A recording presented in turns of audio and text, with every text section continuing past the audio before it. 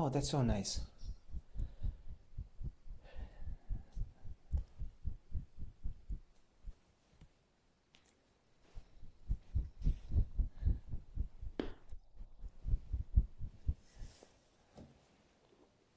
I don't think I nailed it this time, did I, with the camera placement? Yeah, the Buddha is kind of half, but the rest is fine. Wow. No, all good. I think that's Ryokudo, is it? Yes. Hi. I don't even need my eyes to see him.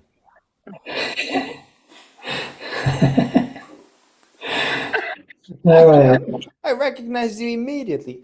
Okay. Um, are we good to go? Kote, what time is it? Yes, I will mute some this and I mute here and now we're fine. Yes, it's right on time. It's right on time. Yes. Fantastic.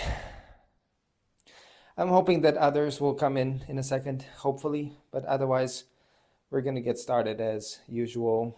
I hope you can hear me okay. I Yes. feel like my microphone is drooping today, so if I'm starting to be really low, somebody signal me.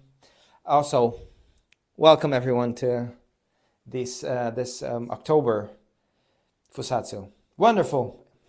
We're gonna talk about it in a second, but as usual, we begin with our service with our incense offering. So if you can do prostrations, your body allows you to do that. Please do that. If you can only do deep bows, gashos, sitting bows, sitting gashos, whatever you can do, wholeheartedly do that. Don't feel pressured.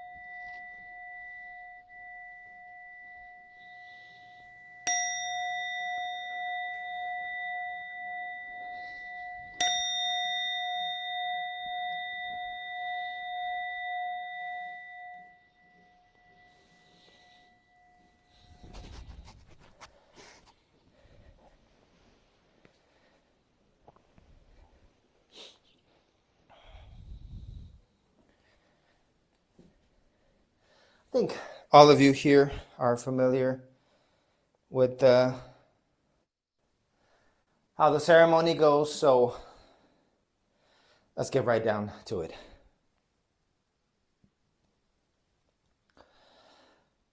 The great precepts of Gautama Buddha were kept by all Buddhas. They were transmitted from Buddha to Buddha, and they were received by ancestor after ancestor. Our great master, Gautama Buddha, transmitted the precepts to Master Mahakasyapa. Master Mahakasyapa transmitted the precepts to Master Ananda. And the transmission of the precepts has continued in this way, passing from orthodox successor to orthodox successor in one line. Now we reaffirm our commitment to the precepts, to return the profound benevolence of Gautama Buddha. We trust this to be the true reception of Gautama Buddha's wisdom and life. Respectfully following the approval of Gautama Buddha, we would like to devote ourselves to the precepts, beginning with atoning for past misdeeds. Let us chant together the verse of atonement.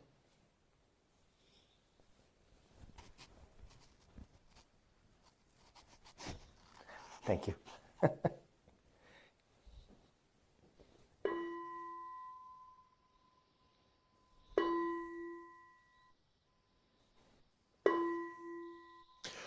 All harmful acts, words, and thoughts, ever committed by me since of old, on account of beginningless greed, anger, and ignorance, born of my body, mouth, and mind, now I atone for them all. All harmful acts, words, and thoughts, ever committed by me since of old, on account of beginningless greed, anger, and ignorance, born of my body, mouth, and mind, now I atone for them all. All harmful acts, words, and thoughts, ever committed by me since of old, on account of beginningless greed, anger, and ignorance, born of my body, mouth, and mind, now I atone for them all.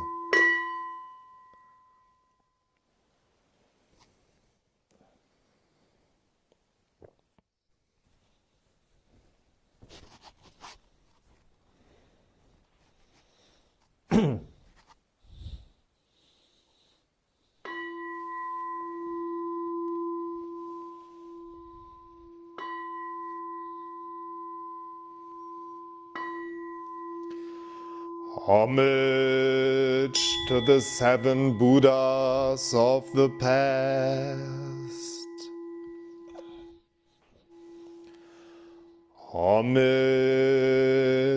to Shakyamuni Buddha, a person of this earth. Homage to Miroku Buddha, symbol of hope for the future. Homage to Monju Bodhisattva, symbol of great wisdom. Homage to Fugen Bodhisattva, symbol of great activity. Homage to Kanzeon Bodhisattva, symbol of great compassion. Homage to the successive generations of ancestor Bodhisattvas.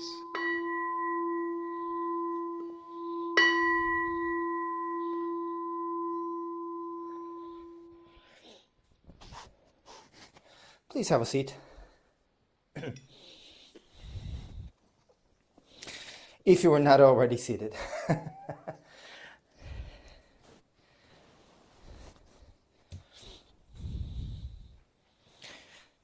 This is the part of our service now that we've atoned and that we've paid homage to the 7 Buddhas, which includes Bodhisattvas, by the way, because they're not one, not two. We're ready to purify ourselves in the metaphorical and the actual way, because we're using actual water, and a drop of water is the water in the entire universe, right? If you think about it, there couldn't be one drop of water if there wasn't the whole water in the universe. But that's a different story.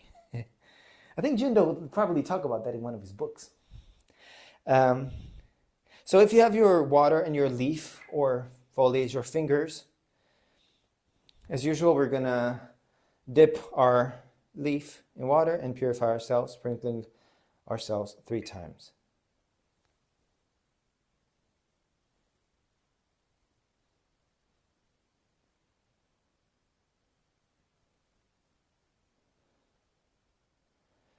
And one for anyone out there that might need a little purification.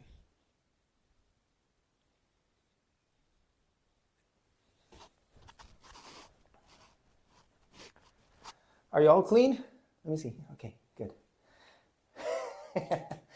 I'm very glad to be here with you today, to be able to do this in the middle of our Ango season, especially in the middle of our preparations for Jukai, as we're discussing the precepts so intensely, and we are dedicating time and effort to reading about them, to figuring out what our own understanding is about them. One of the sentences that we most repeat in the reading assignments for the precept study is, please keep in mind that you don't need to agree with the interpretation of all of the teachers, but rather you need to come to your own understanding of the precepts. And that's one of the beautiful things about practicing with the precepts. Ultimately, it comes down to our own personal commitment. Can you hear the marching band? No, good. I've got a marching band outside. Something's happening. Very festive. So, I don't know if I've said this before, but you will hear me probably repeat it more. When it comes to the precept, our commitment is not to perfection. Is not to be perfectly saintly or perfectly keeping the precepts and making no mistake. And I vow that, I will keep this precept to perfection. That's not what our commitment is. Our commitment is to awareness. I commit to try as best as I can in this body and life. Well, I commit to seeking is the wording that we use. As best as we can in this body and life to refrain from this, refrain from that, refrain from the other one. But our commitment is to remaining continuously aware of our acts, words, and thoughts. And what those say about where our minds are.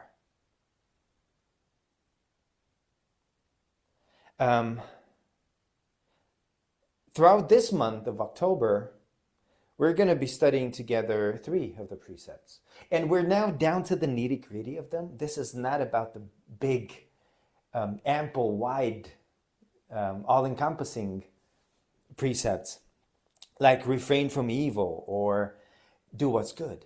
These are about more mundane things. The precepts that we're going to discuss during this month are, let me see if I can remember.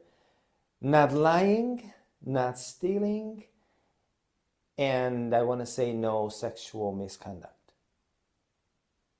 These are the precepts that we're going to be looking into. Now, one of the readings that we're going to have basically ties all of these precepts together.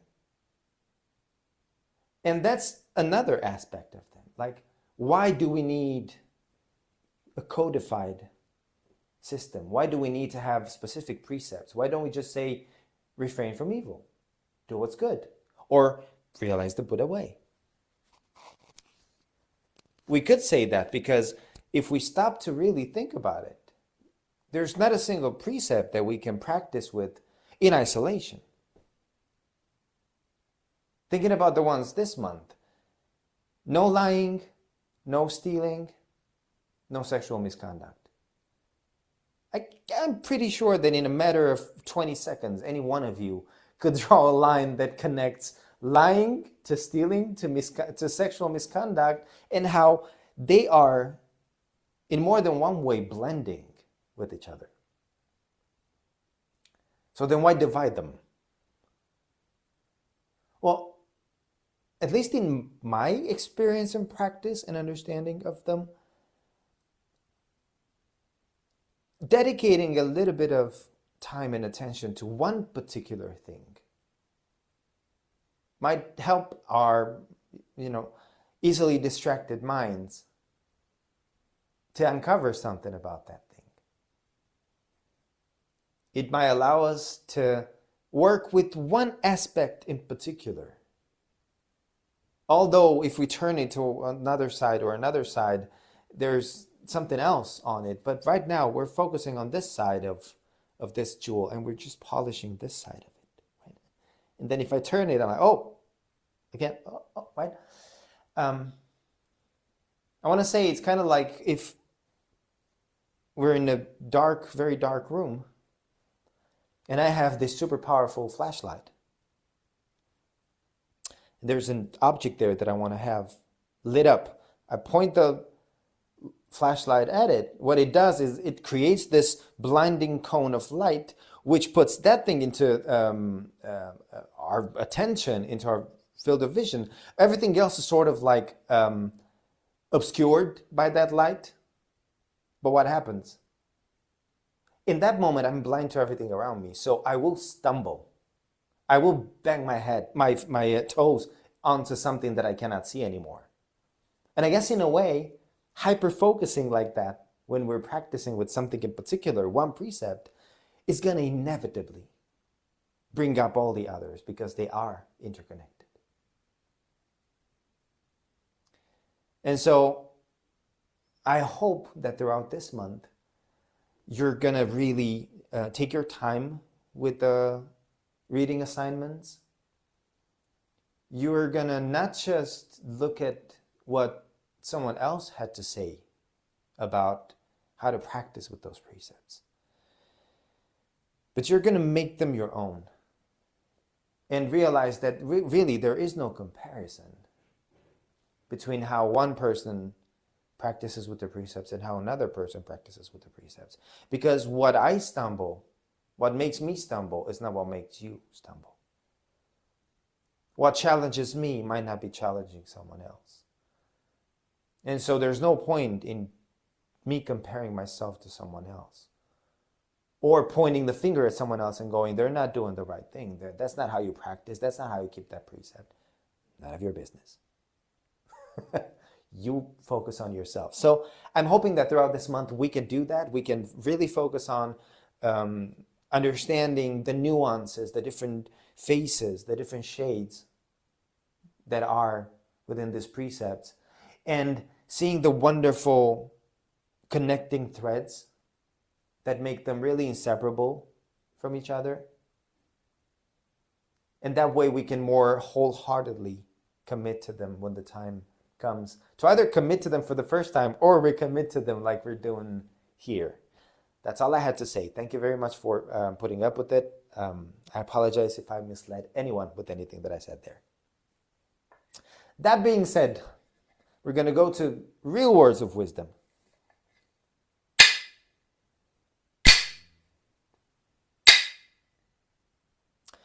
All you disciples of the Buddha, join your palms in reverence and listen wholeheartedly. I would now like to articulate the preface to the great precepts of the Buddhas. If the members of the assembly will quietly listen, and they know that they have done wrong, they will atone. And if they atone, they will be at ease. If they do not repent, their wrongdoing will grow more grievous. Those who have done wrong are silent, and because of their silence, you should know that they are all purified. Worthy monks, laymen, laywomen, and all the rest, listen well. In this difficult age, when the lifetime of the Buddha sometimes seems distant, you should revere the Pratimoksha, The pratimoksha is none other than these precepts.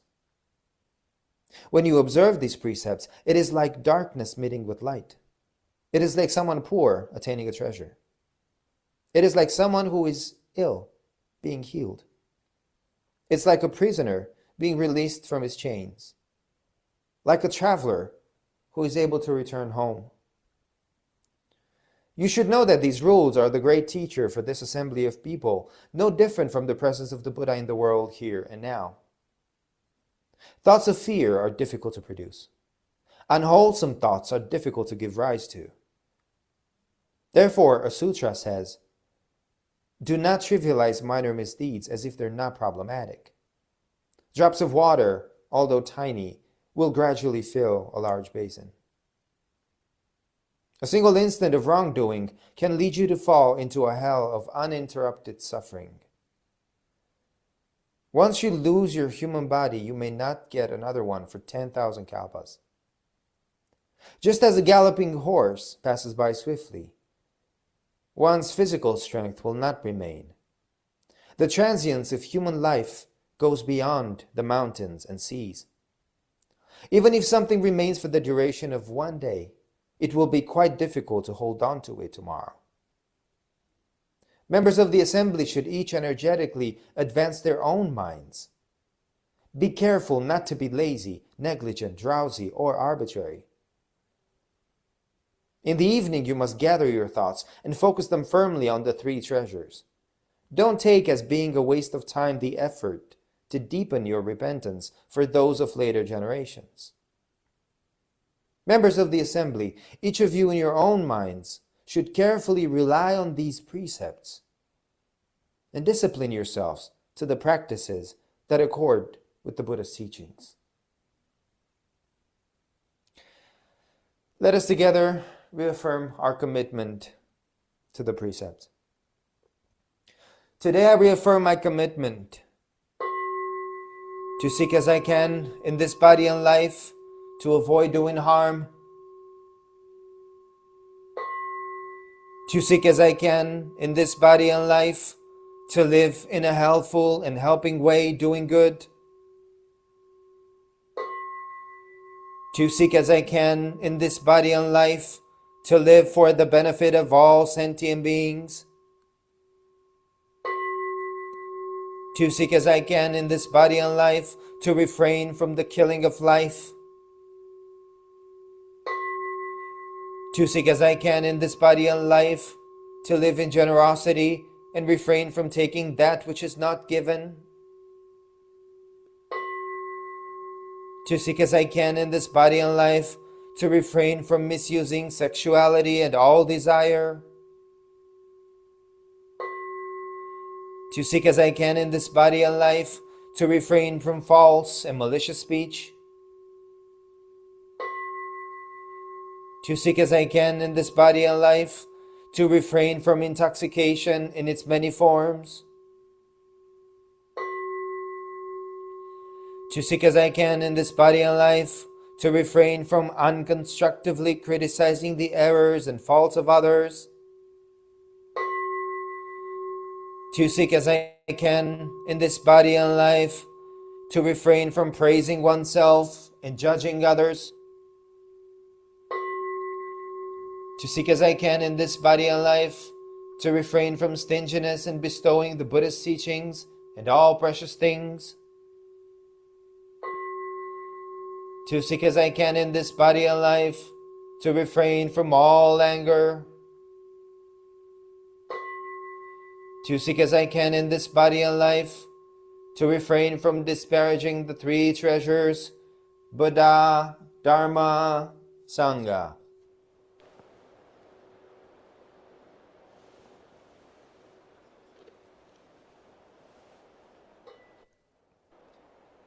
Those are the precepts. Remember them well.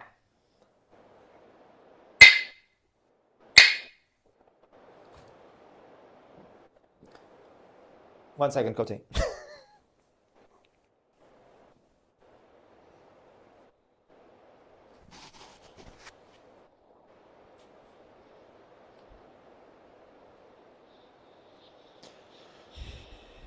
I take refuge in Buddha. May all living beings embody the great way and give rise to the highest aspiration.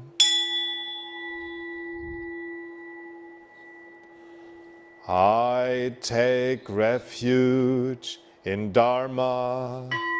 May all living beings enter deeply into the sutras, that ocean of wisdom.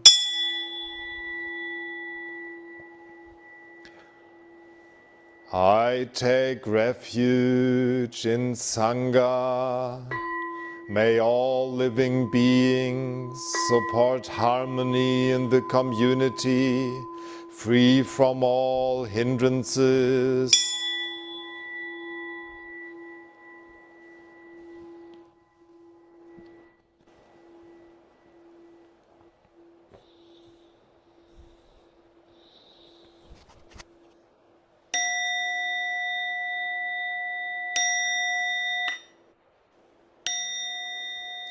To save all sentient beings, though beings numberless. To transform all delusions, though delusions inexhaustible. To perceive reality, though reality is boundless. To attain the enlightened way, a way non-attainable. To save all sentient beings, though beings numberless. To transform all delusions, though delusions inexhaustible. To perceive reality, though reality is boundless. To attain the enlightened way, a way non-attainable. To save all sentient beings, though beings numberless. To transform all delusions, though delusions inexhaustible. To perceive reality, though reality is boundless. To attain the enlightened way, a way non-attainable.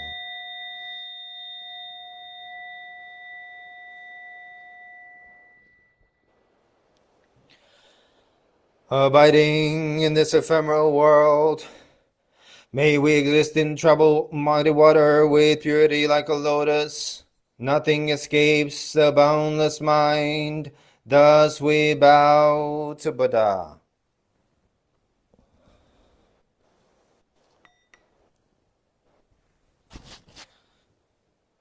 Buddha nature pervades the whole universe.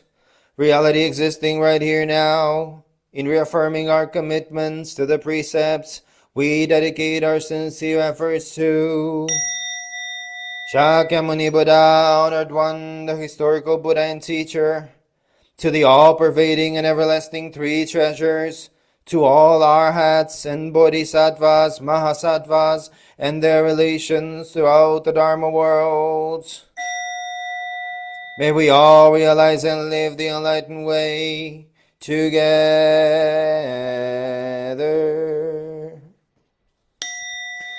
All Buddhas throughout space and time. All Bodhisattvas, Mahasattvas, Maha Prajna Paramita.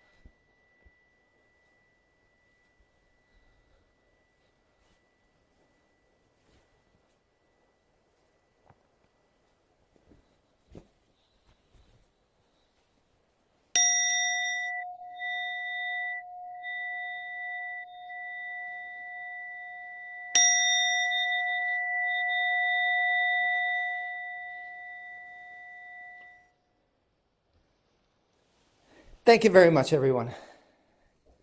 It was lovely to come together again in October. I didn't think we were going to be in October at 30 degrees Celsius, but here we are. I wish you a month that's filled with good thoughts about practice, good thoughts about the precepts, good thoughts in general.